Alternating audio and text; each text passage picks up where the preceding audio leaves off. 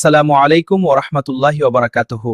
বন্ধুরা যে যেখান থেকে আমার এই অনুষ্ঠান দেখছেন সবাইকে আন্তরিক মোবারকবাদ। আজকের আলোচনা নামাজের শেষ বৈঠকে সালাম ফেরানোর আগে চারটি গুরুত্বপূর্ণ দোয়া।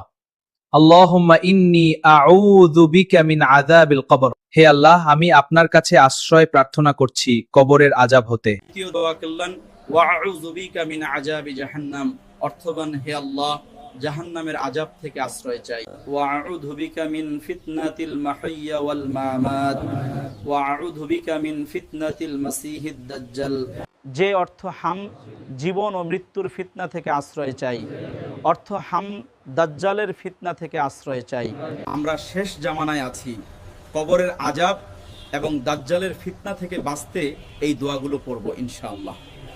তাই আসুন মৃত্যুর এই সত্য খবরটা সবাই জানিয়ে দিই, হয়তো কারো হেদায়েতের কারণ হয়ে যাবে।